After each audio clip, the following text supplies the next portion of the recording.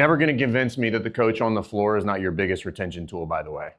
And that's a perfect example. I always give the example, I'm like, hey, if it's just Uncle Bob or Chuck or Denise Thomas or somebody like that coaching class, like which one do you want? So remember that.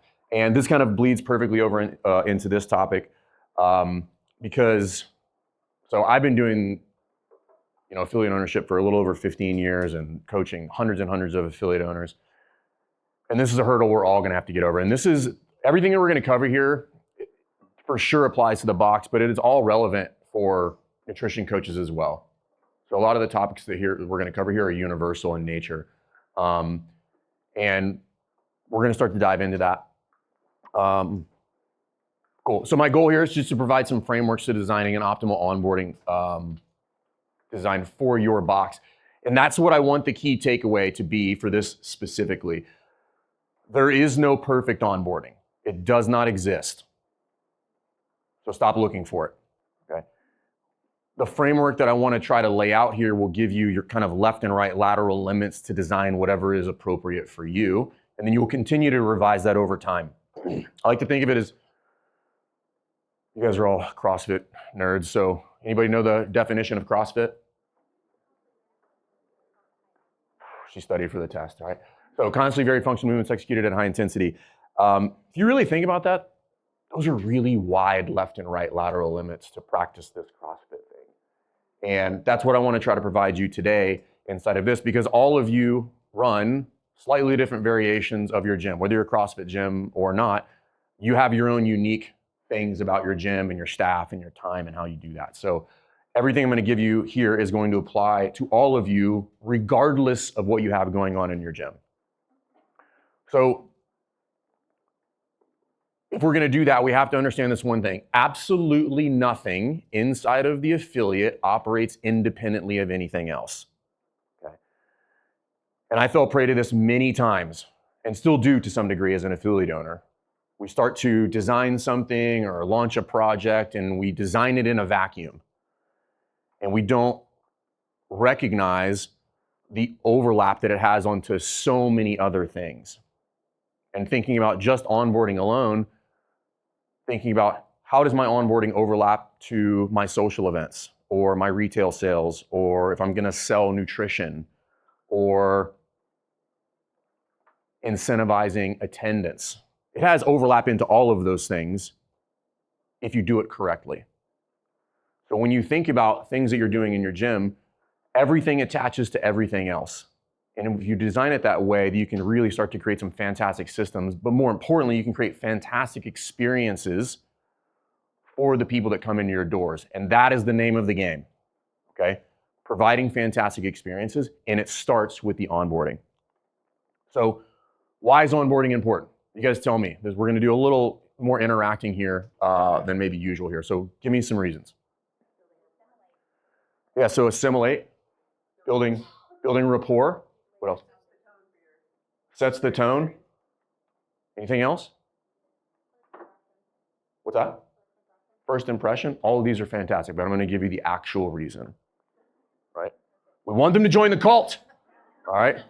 One of us. Okay. I say that in jest, but that's kind of what it's about. And if I think about onboarding through that, which is like, hey, I'm bringing them into the community, into the culture, that changes how I approach the exercise. But really, fundamentally, what we're doing is we are trying to set them up for success. I am trying to create a scenario, to steal some things that we talked about at the HQ Trainer Summit a couple days ago. I'm trying to create a scenario which it would be impossible for them to fail. Right? I would like it to be impossible for them to fail. Impossible for them to not know who to ask questions to. Impossible for them to not know how the gym operates. Okay? Impossible for them to not understand this big hairy monster that is this CrossFit thing. Okay? That's what I'm trying to design when I bring them into the gym.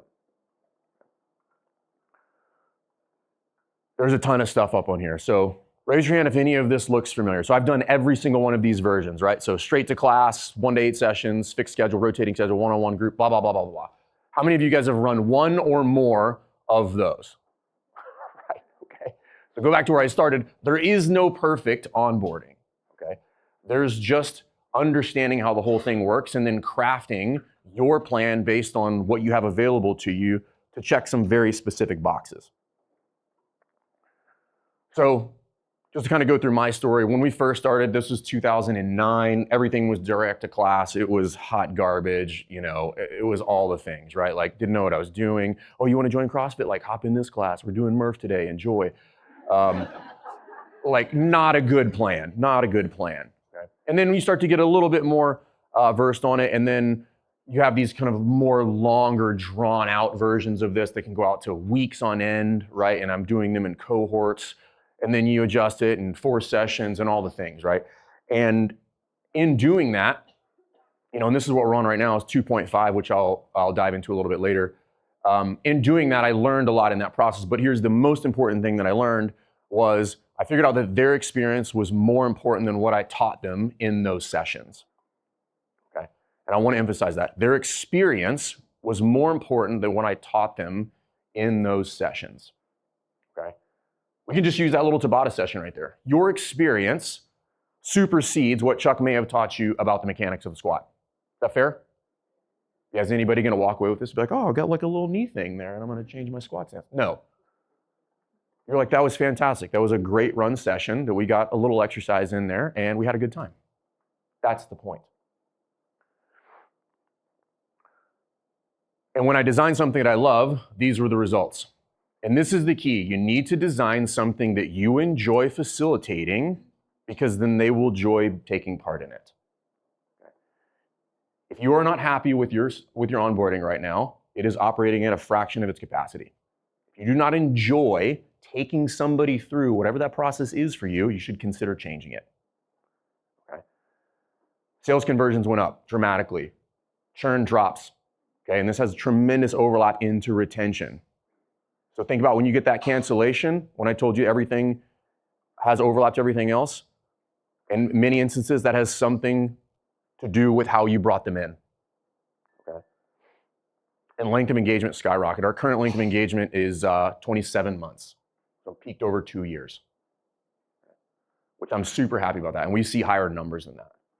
Okay. How many of you guys know off the top of your head what your length of engagement is at your gym? Okay, so you have some homework here. So length of engagement, just so they're all on the same page, is on average how long somebody stays with your gym. And to highlight what Jason brought up earlier is, if I understand that to get to 27 months, there are specific things that need to happen along the way, and not that the first 90 days is more important than the other ones, because there's a strong argument that after that is very important as well, but they are pivotal in how I craft the relationship. Okay, and I set the tone for what this is going to look like long term.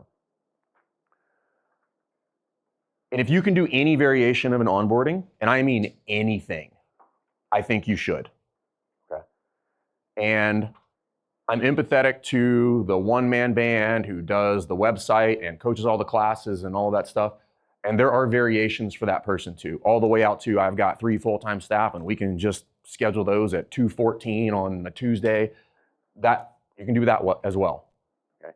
But if you can do anything, you should, because it's a process.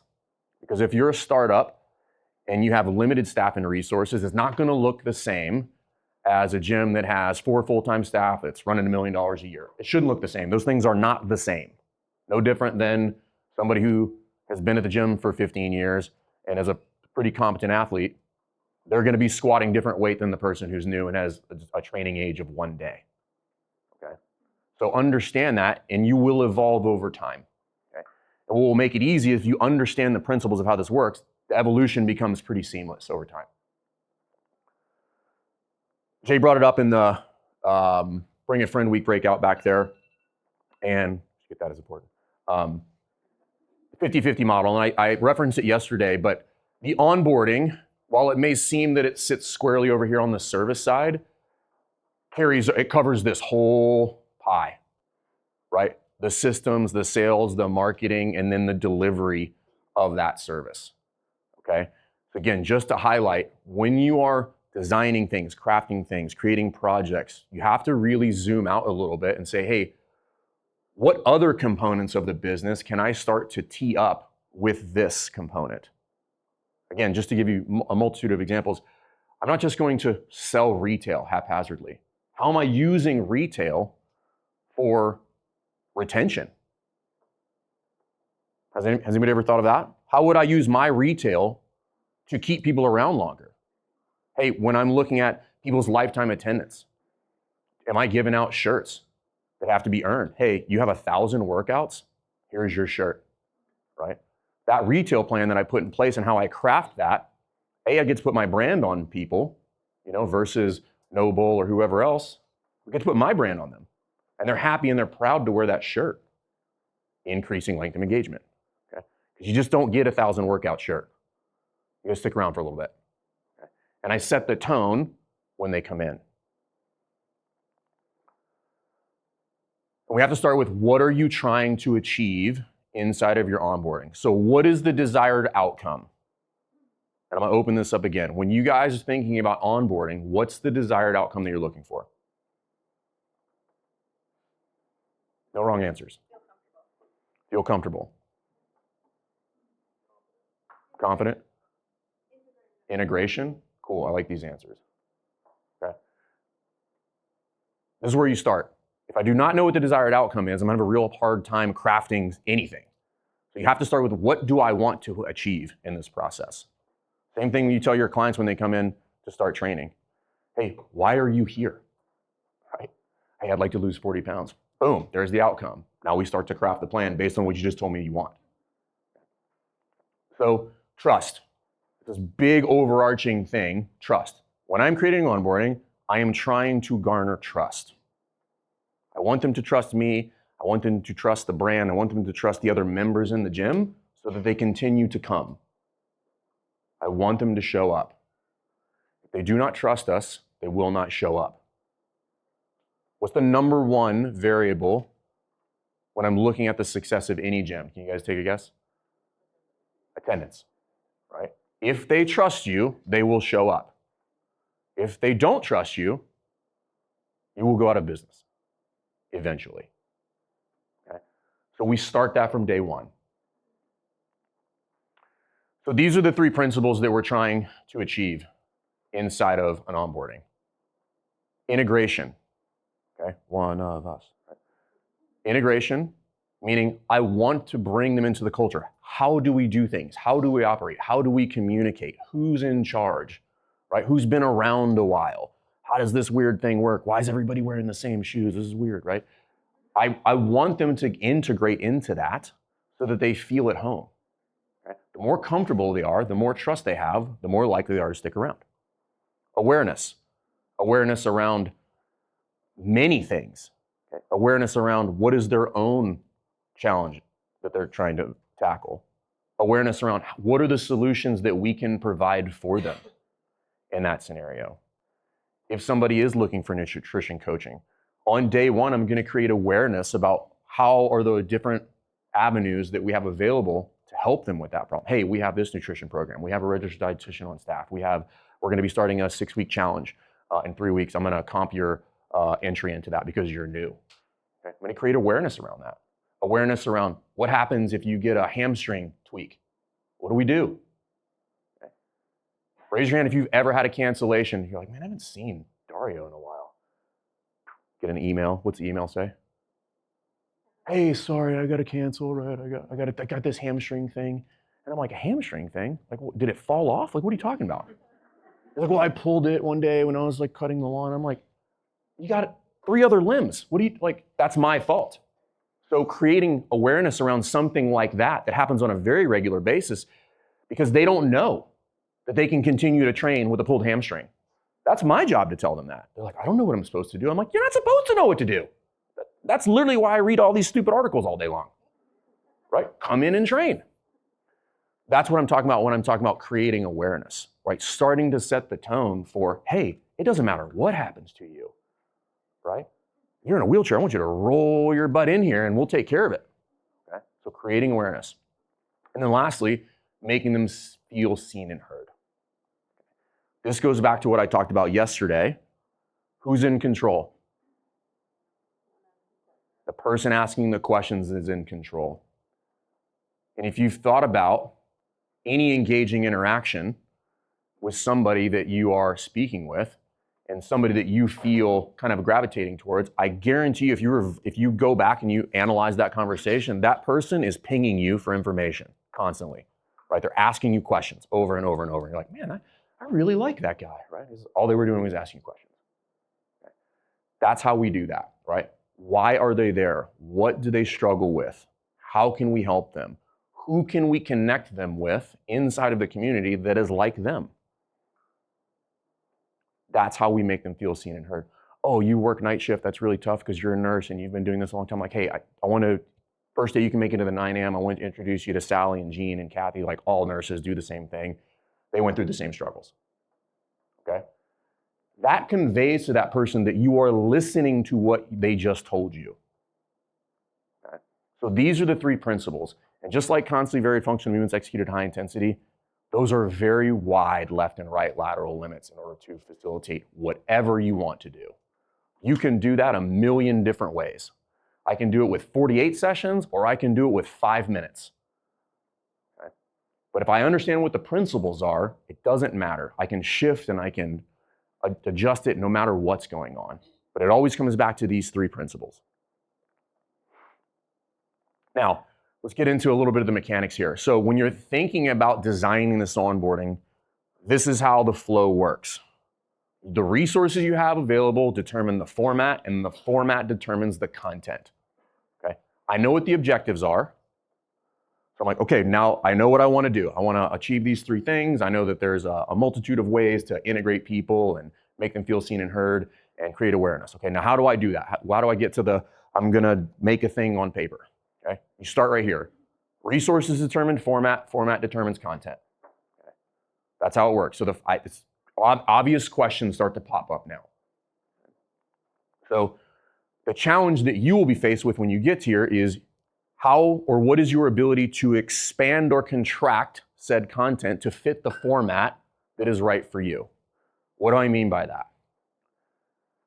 I've decided that I want to achieve these 5 things and I'm going to do it in 1 session. Okay, how do I compress those 5 things to fit them into this 1 session appropriately? Okay, which means they might need to be truncated versions of what I originally thought up. Okay.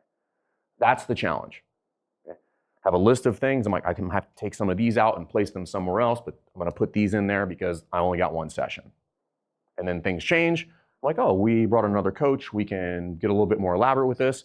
I'm going to move to 2 sessions. Great. I'm now going to expand the content now to span across the 2 sessions. Never leaving the principles. It's also important to talk about what onboarding is not. And I think this is just as valuable in coaching, right? So when you're given the whiteboard brief, you're like, all right, guys, this is an 8 to 12 minutes and workout and little pro tip. Like sometimes you have to say, it is not a 20-minute workout, Louie. Right? Like scale appropriately. Okay. So you have to know what it's not. Okay. Or what would make it ineffective. What would not allow you to achieve those 3 principles. Okay. It's not there to teach them all of the movements. Okay. Not to be confused with we're not coaching. You're definitely going to be coaching. But we're not designing this so that we can teach them everything that we know that you learned in the level 1. Okay, that's not what it's for. Because if I have to do that, I will have to forfeit 1 or multiple of the other 3 principles. If movement now becomes the ultimate priority. And this is where we get a lot of pushback. Hey, I'm not sure I can put Sally in the class if I haven't taught her the push jerk. And I'm like, I beg to differ. I think she'll be just fine. Okay. Because ultimately what happens is, the reality is if we focus on the 9 foundational movements, and I've done this by the way, so I'm not throwing rocks at anybody that is teaching 9 foundational movements. And I make a living teaching the 9 foundational movements. So like they're fantastic. We do not find that they are appropriate in the onboarding. Right? It's just too much. It's overload. And if we really think about it, if we were to walk in there and we were to turn on one of these cameras and watch you do that, number 1, I can guarantee you it's not being done very well, right? How do I know that? Because I have people submit their lesson plans for this. I'm like, oh, you taught 9 movements in 30 minutes? Tell me more. It's just too much. And what we've effectively done is we violate all 3 principles. And I've just had this person pay me money to make them feel stupid. Because they're like, the snatch, which is the snatch? Like, where do we put my hands? I'm like, it's not the point. That's what class is for, by the way, which is the point of trying to achieve things like the level 4, really pushing your credentials, becoming a professional in this space. That's what class is for. You should be able to solve most of those things in class.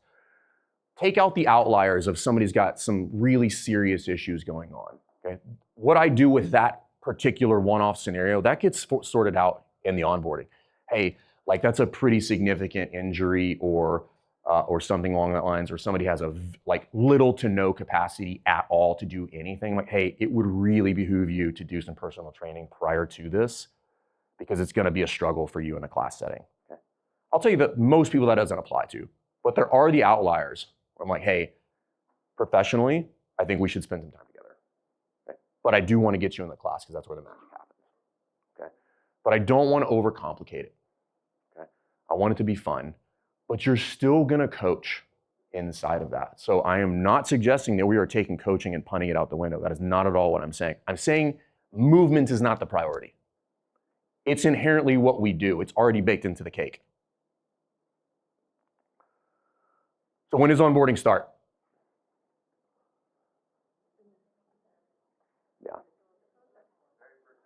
For very first contact point. The second that thing comes in and that text or email hits your inbox, that's when the onboarding starts. It does not start when they pay you money. Okay? It starts from the second they reach out. And it's really important to have a little bit of a shift there when you think about this, because what will happen is you will show up differently to that consult or that discovery call if I am assuming the sale and I am already treating them like a client instead of trying to sell to them. And a little pro tip, if you show up that way, selling is easier. Okay.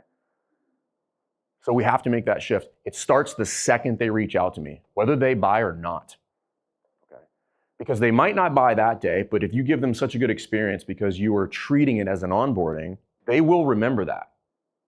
And they will reach out again. Okay. Jay said it earlier as well, a no is not a no forever.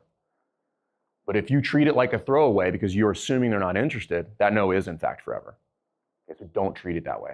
Affiliate owners, if you struggle building systems, if you struggle taking some of the things that are burdening you inside of the affiliate and handing them off to somebody so that they get done better than you, hit us up. We'd love to help you with that. One of the key things about running a highly successful box is building systems and then being able to hand them off to the team so that they get done no matter whether you're in the affiliate or you're out traveling or you're continuing your education. So hit us up. We'll help you build those systems so you can run the best box possible.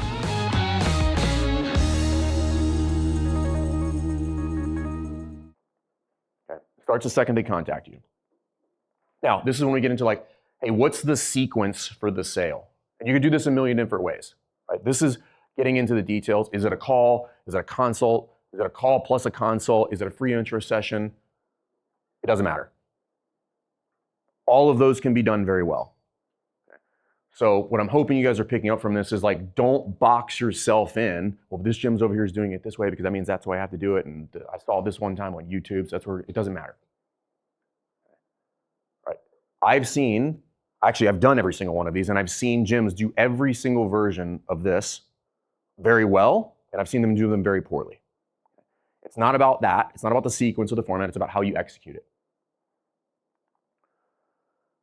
So how do we determine the format? 3 questions I have to answer. How many people are involved? What's their availability?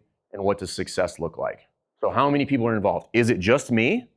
Is it me and a part-time head coach? Do I have full-time staff that are facilitating this just on an ongoing basis? That is going to determine what this overall format looks like with regard to number of sessions and how we book it. Okay. First thing what are the resources I have available to me? Once you answer that, the format actually just falls square in place. You're like, oh, that's literally probably the best option. Okay.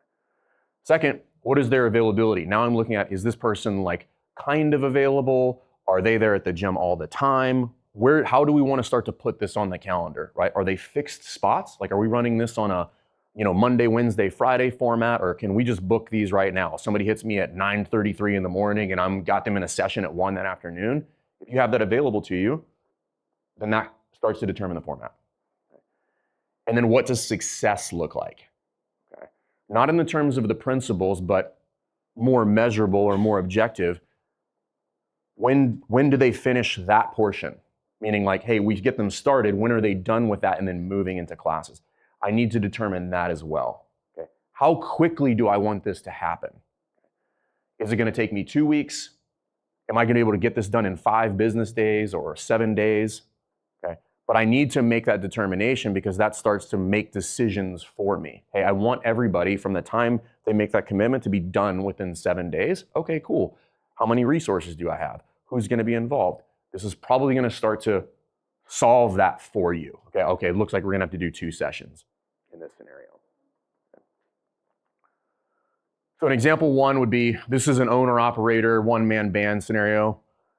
If you have limited time and resources, this is probably going to be a variation that we would look at. Okay, single session, maybe 90 minutes, small groups, probably not one-on-one, so I can maximize any leads that have come in that week, and I'd be able to get them done on a weekly rolling basis.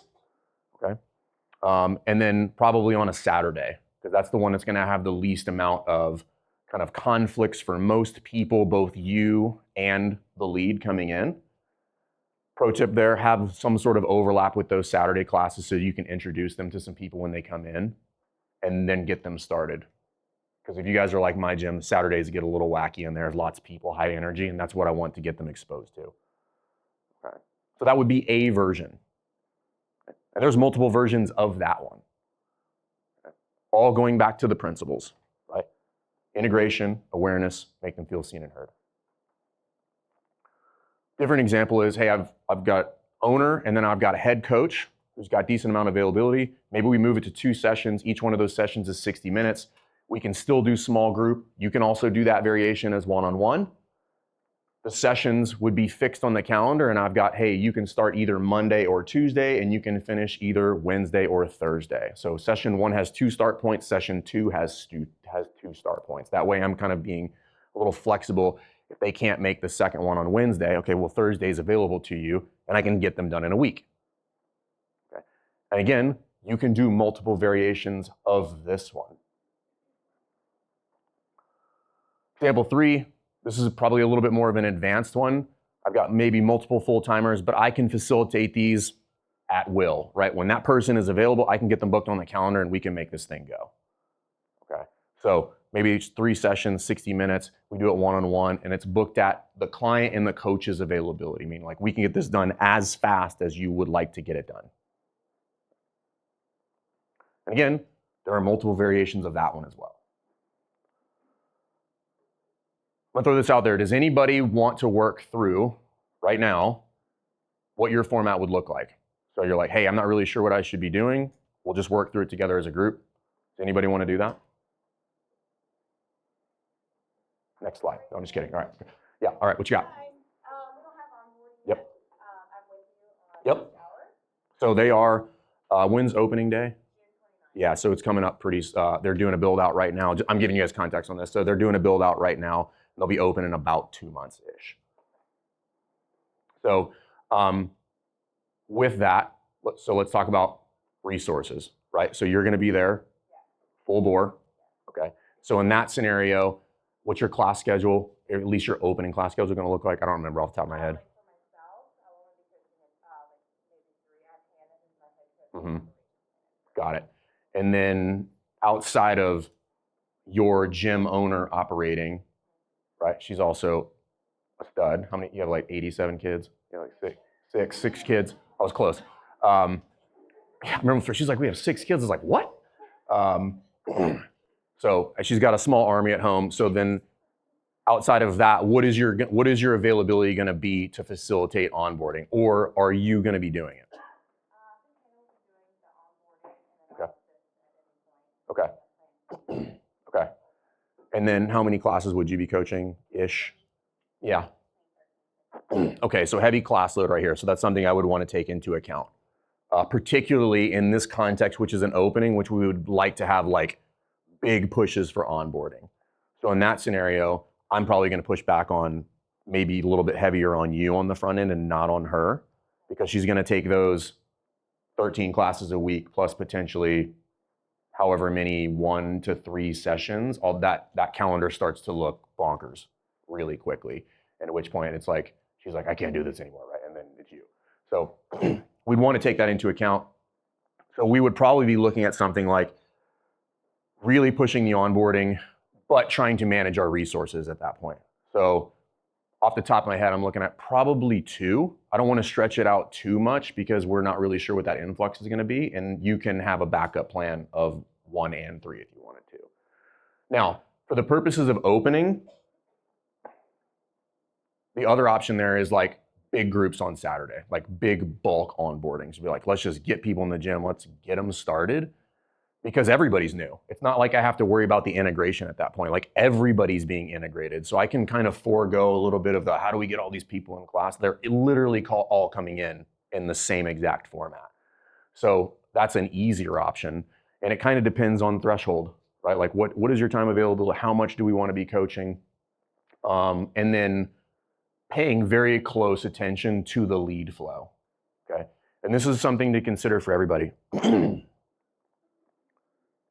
Don't be afraid to change it if you start to create a logjam, like we talked about yesterday. Like, oh man, we're struggling to get these booked. Immediately, I should be thinking about changing what's happening. Because all I'm doing is creating friction points for customers to come in. And my only job in the sales process is to eliminate friction points. That's it, right? I want to eliminate all of that. So if you start to fall short on fulfillment or we start to lag in time, the first thing I should be looking at is like something here needs to get adjusted and we need to go from 2 to 1 and then track that again. So from a standpoint of opening, right, so we call it 2 months. We typically want people just doing straight selling a month before they're opening. I'm probably doing as many one-on-ones in that time frame beforehand. You know, we have a target opening member number that we're looking for prior to opening day. And she's not going to be coaching classes during that time frame. So we might look at, hey, what's the pre-opening onboarding versus the post-opening onboarding? And we have both of those teed up and we just flip them over the second we open the doors, right? So we do a ton of one-on-one on the front end and we switch it to a 1 session just to accommodate volume as we work through, okay? But as we're working through that, what have we not talked about at all yet? No, we haven't talked about any of the content. Like we haven't talked about the sessions or what the workout is going to be. All of that is secondary, okay? All of that is secondary. We have to figure out what do we have available. The content is the easy part. Okay? The issue is people start with content. Like, oh, I'm going to do this workout and we're going to talk about this. And I'm like, how much time do we have? And they're like, I don't know. And I'm like, seems like a poor plan. Okay? So you got to start with the big pieces first. Again, and then my job is contract or expand the information based on the time I have available to me. How do I determine the content? What are we putting inside of those sessions? Okay. And this is where I made a mistake forever. When we first started designing this, I was designing it for me. I was like, I want to teach them this. Okay. Guess what? It's not about me. I need to design it based on what they probably want to know. Okay. Here's what they really want to know. They want to know that you know what you're doing. Okay. There's an assumption, but we have to acknowledge that there's some fear there. They don't want to get hurt, right? Trust, right? That second one feeds into the first one. How to avoid looking stupid. Right? I know that seems silly. That's what most of them are thinking about, right? They're not one of us yet. Right? They were like, how do I not look like the new person? Right? They want to know that there's other people like them there. And they want to know where to go if they have questions. Right? That's what I start putting into the onboarding. This is the integration piece. Creating awareness, like, hey, we have ambassadors, I'm going to introduce you to them. They're going to kind of hover around you so that the coaches don't have to play helicopter coach in the first couple classes. Like, Nellie's been here for 13 years. She's retired twice. She's amazing. She'll take care of you. Okay. So if I know what they are thinking about, not from a fitness standpoint, but from a person entering a group of other people, what would they want to know? Right? They're the new person. Right? Anybody have kids? We know you have 6. Okay. You think about, like, anybody here's kids switched schools? What do the kids want to know when they switch schools? Yeah, they're like, I don't know anybody. What am I gonna? I have no friends here, right? It's the same thing. We're all just bigger children, right? Slightly less mature as you get older, oddly enough. But we want to know the same things. I don't have any friends here. This is what I want to do. Okay. So think of it through that lens. So talk about some content topics. Again, none of this is hard and fast. I'm just giving you guys ideas, right? So we are here at Healthy Steps Nutrition. Nutrition is the base of the pyramid, theoretical hierarchy for development of an athlete. It's worth talking about that. This is some of the awareness piece. Hey, you may or not be ready to talk about nutrition right now. You're here to work out. That's totally fine. But let's cover a couple basics with regard to nutrition, because at some point, and this is where I might future pace them, hey, at some point, we're going to end up having this conversation. So I just want to lay the groundwork for it right now. Okay? But it's unavoidable. Everybody here is going to have the conversation. So we take them through some basics. Right? Hey, food's important, quality. Maybe we're into the quantity piece, yeah, but eat high quality foods, get some sleep, all that kind of stuff. But we start addressing it on day 1 because it's an important component of their success. And again, I want to plant that seed on day 1. Hey, if you really want to optimize your time here, at some point we're going to have to start addressing this. You can go a long way doing functional movements at high intensity, for sure. But at some point, we're going to need to really ratchet up the dial and, like, we need to talk about your food. Okay? Giving them some education. Okay? So that can be a topic that you'll cover inside of that onboarding. And again, you can do that in 1 session or you can do it in 4. It's either going to be a longer talk or a shorter talk. We can talk about this intensity thing, right? And I don't mean independent variable most commonly associated with maximizing rate of return and favorable adaptation. That's not what I'm talking about. Okay? Right. Explain to them what that actually means. Okay? What do they think it means? Yeah, 100%. They're like, hey, high clearly means max, right? I never forget this. I had been on seminar staff for years and I was listening to Pat Sherwood, and Pat, as he does, puts things very eloquently. He's like, well, if we think about it like this, if there's a high intensity, it'd be reasonable to assume that there is a medium and there's a low. So let's call it 70% above. And I was like, damn it. Like the simplest version I've ever heard, right? And now I've quantified this whole high intensity thing, which is where most people are going to make a mistake, right? They come in, I'm like, hey, take it easy on the first round. And they're like, got it. Bam! Like, just like full throttle. You're like, hey, you're like 70%, Bob. He's like, oh yeah, 70%, not 100%, right? I'm like, cool, right? So I start to set them up for success by showing them how this thing works, because I know that's where it's going to go wrong, because they don't know how this works. I'd be like, hey, remember we talked about 70%? Yep. Like, hey, slow down. Okay. Like, I think I'm good. And I'm like, but you're about to not be, okay? I already read this book, okay? So I'm looking out for them. I'm setting them up for success. And I know we're joking, but it is important to recognize that very specific scenario. If I let that run its course and I don't intervene or I don't have this conversation beforehand, what's the outcome of that look like in a class? They look stupid. They blow themselves up. I'm probably stripping weight off of the bar. And we have to make a real-time adjustment in the class, and that person feels like a dummy. What I have to recognize is that is my fault. Okay? And I can set them up for success by having this conversation on day 1. Right? How you design the workout. Hey, I know it's high intensity. I'll let you know a little secret. Nobody cares how fast you go. Okay? And they're like, what? I'm like, yeah, nobody's watching you, bro. Right? I know it feels like everybody's watching you. Most people don't even have any idea that you're even in the class. Right? As soon as we turn that clock on, everybody blacks out, right? Okay? So explaining that to them, right? So it's just like, you don't have to go fast. Just slow down. It's fine, right? I promise you at the end of this, you will not have cheated yourself out of any amount of fitness. You'll be just fine.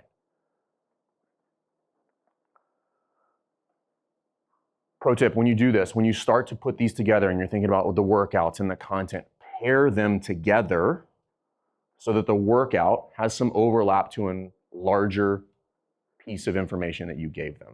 Okay, so think about, if I am going to have this conversation about intensity, create a workout that would highlight that so that you can show them what that looks and feels like on day one in an appropriate controlled environment, right? Absent of other people, right? Absent of the peer pressure, absent of all of that, right? And this is where you can really manufacture experiences, okay? And if you really get good at this, you can hit it nail on the head every single time. Going back to like, they want to know that you know what you're doing. You can make yourself look like a Jedi here, which is the point, because it's now garnering trust. Okay. So let's talk about it. So example number one, this would be session number one. You might talk about what is CrossFit, right?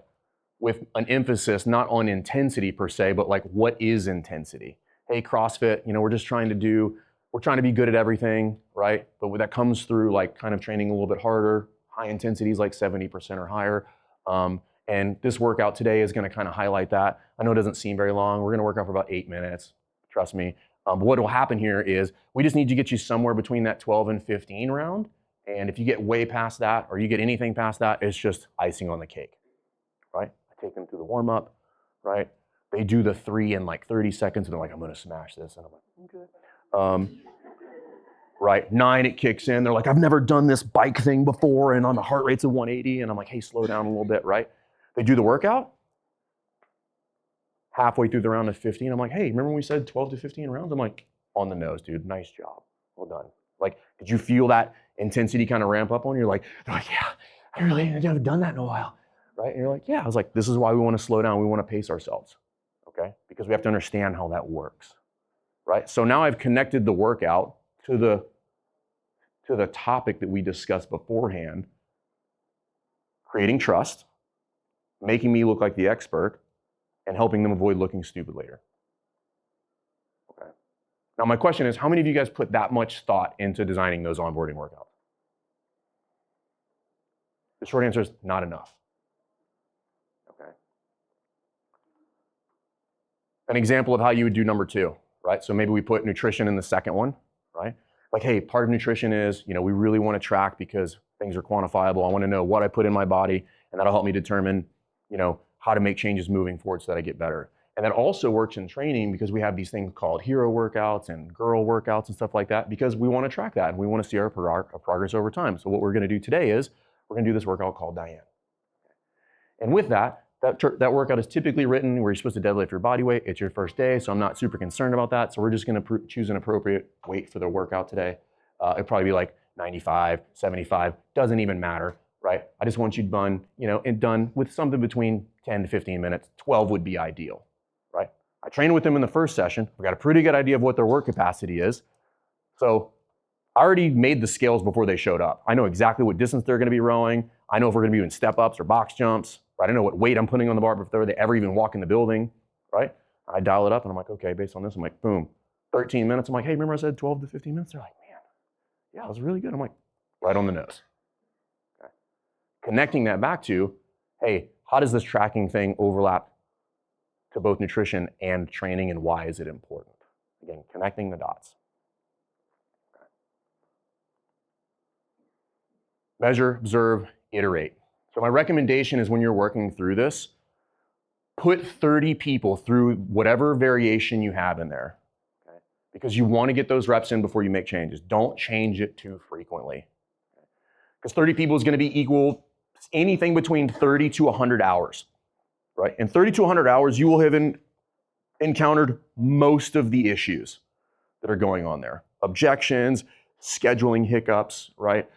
How we prepped the workout space and overlap with classes potentially, all that stuff. In 30 to 100 hours, which is about 30 people, 30 people on the low end, or 30 hours on the low end, 100 if you're running 3 sessions, you'll have ironed out all of that stuff. And now I can go back and I can make those fine changes, right? I can start to iron out the wrinkles now and really start to dial this up and make it really, really nice. Start to remove the little friction points. It's like, oh, I should have sent them the waiver beforehand because it just got weird when they're trying to do that. When you collect payment, all that kind of stuff, right? Because it's awkward when they're standing there, give you your credit card, and you're like, oh, we still don't have a card reader. We've been doing this for 12 years, right? And you're like putting their credit card number in there. I'm like, what are you doing, right? You're going to encounter all of that. but I can make those refinements based on running enough iterations of it. Be like, okay, now I know what would make this nice and smooth.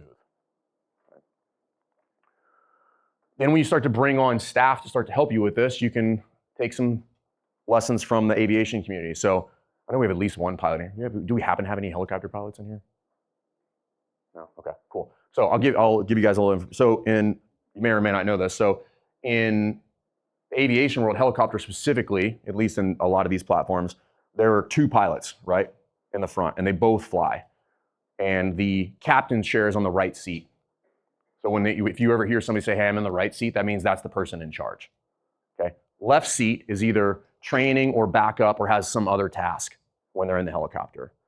So when you think about bringing on your staff, you're the person that built it, you're the person that designed it, you're the person that iterates it, you're right seat, right? So you bring them on, I'm like, hey, I'm gonna sit right seat, you're gonna sit left seat. And you can go back and forth as you start to bring them on, and you guys can run these onboardings together. Hey, I'm gonna sit left seat today, you're gonna give the little talk portion, I'll run the workout, so we'll switch and I'll go back right seat when you do that. And this is how you train people to do that. You just dual purpose your time. Because if I've designed it, I can give them all of that information and then I'm gonna train them on the job right there on the spot. So right here in this scenario, I would have you both doing them at the same time. And you guys can talk about it afterwards and say, hey, what did you think about that? I'm like, I didn't really like it. I thought it got a little choppy right there. I'm like, oh, yeah, I think so too. Let's rearrange this and put this on the front, put that on the back end, okay? But when you're talking about training people, do it with them. Do it with them. It's important that you do it with them because this is one of the most important things in the business. This is not a throwaway role, okay? And it should not be treated as such. Right? This is their first interaction with the gym, okay? It needs to be done correctly. So who should be doing onboarding? And at first, I recommend that it's you, so you can work through that crawl, walk, run process. Hey, what we mean by crawl, walk, run is do it slowly, okay? I'm gonna do it very methodically, and then I'll do a little faster, or I'll do more people, or whatever that's gonna look like. And then I can do higher volume, and maybe do groups, okay?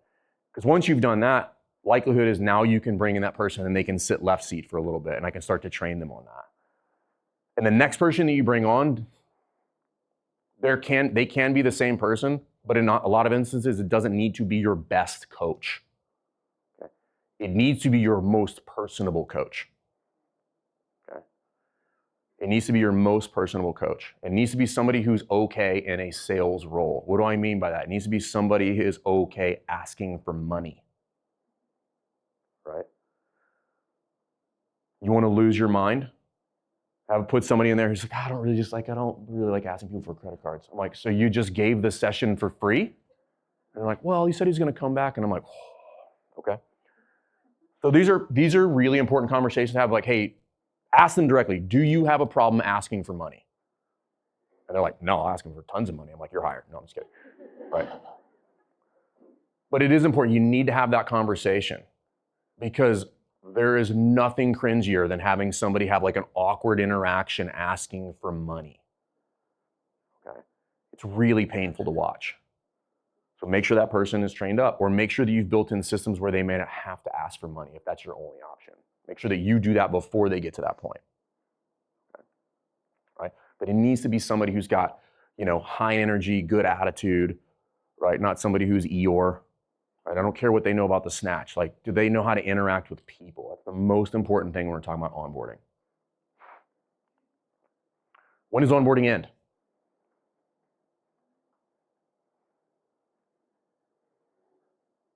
Great. It doesn't end. Okay? We have to continue to earn their business over time. You're never going to stop earning business from your clients. And I have done this many, many times where because they've been around, you assume that you don't need to give them as much attention anymore. That's just fundamentally not true. There's a good argument that they might need more attention, right? They're in a different phase of this CrossFit thing, right?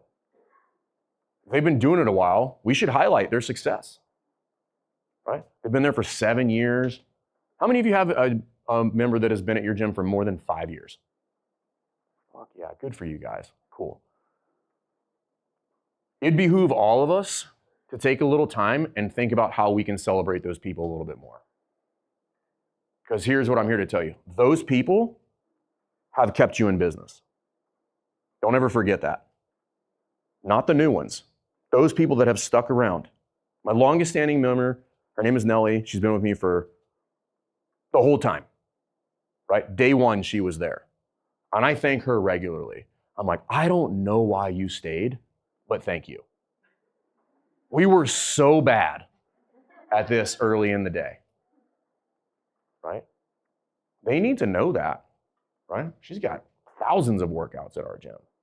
Right? She's retired twice, right? Right? Breast cancer survivor, amazing woman.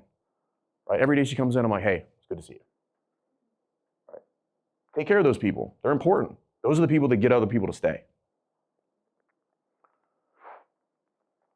When we're talking about moving forward past that onboarding to get into class, this is where we need to be proactive about driving your calendar, right? How do I continue to earn business? How do I play offense, retention? These are all things that we teach. Like, how do I get out of this defensive mode of like trying to get people to not cancel? Like, how do I move into a position where I get people to love it? How do I optimize that client journey over time? Things like 180-day journey. And I just sent you guys an email. There's a template in there, PDF format. You can take that. You can create workflows if you guys are using Push Press Grow or things like that. Here's what I want you to understand about that. That is a template that is not doing the job for you. I'm gonna say that again. That is a template. It is a guide. It is not going to do the work for you. Okay? It will tell you or give you ideas of what probably needs to get done. But one of the big mistakes we see is people get technology and they get automation and they just let it run. Right? Technology is fantastic, but it is only as good as the user. Okay? When you learn to use technology appropriately, that's like cooking with grease, right? That's when things get really good. Don't abdicate your interactions with your clients to automation. Okay? This will show you how to build it. So, what is it that we do for Best Hour? We custom design business and coach development strategies for the affiliates. Again, we work only with CrossFit affiliates. That's our bread and butter. Not that we have beef with any other types of gyms. That's just what we know, okay? And that's what we want to do, and that's the community that we want to help. Group, one-on-one, and again, we'll work with you until you get your money back if you guys choose to move forward with something like that. Just a couple things that we include inside of that. So for those of you that were in the Bring a Friend Week course, that course has been downloaded more than 2,000 times in the CrossFit affiliate space. So that means like 20%-ish of the CrossFit affiliate space has had access to this. Okay? And what I will tell you is that simply downloading and having access to it will not guarantee you success. You have to go in there and you have to actually use it. You have to actually do the work to make it happen. But what we see is on average, people are getting 25 new members from that campaign alone, which on the low end is going to be a $45,000 increase in your annual revenue. Is anybody like, nah, I'm good? Okay, cool. Other stuff in here. Apparel Launchpad. So this is something I set out to solve. And I was furious when I found out all the stuff in the middle with regard to apparel. But we teach our affiliates, actually 3 affiliates in here that work with us. How many of you guys have set your store up? Yeah, so there's probably half, 6 or 7 of you guys. Talk with some of those people.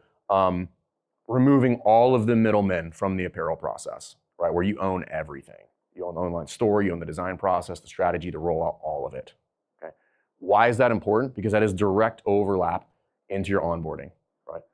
Would you like to give a new person a new shirt when they join? For sure. If you don't own all the stuff in the middle, that becomes very problematic. Right? If I can't order one shirt, this becomes a problem. And what happens is I have inconsistency in the onboarding. Sally got a shirt, Joe didn't, right? Because I just happened to not have a double X for whatever reason. Okay? You can solve that and you can own it. And what we see already, and we just launched this in January, people are going to be selling well over $15,000 in retail, or increase in $15,000 in retail of their brand, right? My gym is CrossFit Rife. Just see charges coming through every single day, people buying gear. Okay? And there's a strategy to it. It's not just about having an online store. It's about, again, it's about how you do it. Okay? And again, it's not just about selling retail, but retail should be a lever that aids the business, and it should put your brand on those people because you're doing all of the work. Also, it checks the box for the integration piece, right? I love Rogue, but I don't want them wearing a Rogue t-shirt. I want them wearing a CrossFit Rife t-shirt. Okay? I want them wearing nothing but CrossFit Rife t-shirts. Okay? And you can do that, right? I want to infiltrate their home. I want them to have CrossFit Rife coffee mugs and desk mats and everything, right? So I'm going to sell all of it, right? If you can get your brand inside the household in a multitude of places, they're sticking around. I promise you. It's like having a sports team, right? You want them on your team. Budget course, this is arguably one of the most impactful things that we do with affiliate owners is teaching people to manage their cash flow. And I'm not talking about understanding a P&L or doing your books. I'm talking about understanding and intentionally using the dollars that you have. Okay? There's essentially like two components that the most successful boxes that we have all have, that we work with all have. Number one, their budget is tight. Number two, we see them on a regular basis. Does that sound oddly familiar to the things that you would tell your clients in order to see success? Yeah, right. Hey, you should probably track your food and your workouts, and I should probably see you 3 to 4 times a week. Right. How do I succeed? Do those two things. Everything else past that is a correlate of success. Okay, but if you check those two boxes, we have Nick. He's our budget specialist. He is phenomenal. This is all he does. He is a budget guru. Marcus and I and the team worked with him personally before we ever had him build this for us, and he built this specifically for gyms, okay? And this is how we can teach people to get ahead on expenses, and we have tons of gyms that are 1, 2, even sometimes 3 months ahead on expenses, right? They have 3 months of expenses sitting in the bank right now, right? Would anybody like that? Yeah, trust you, it's a good feeling when you wake up in the morning, I'm like, I could not go to work today, that'd be great, right? But you gotta learn to manage your cash flow, and you gotta get over that hump about whatever your feelings are about money. And we use some incredible tools for that. Fundamentally changed my life and changed my relationship with money.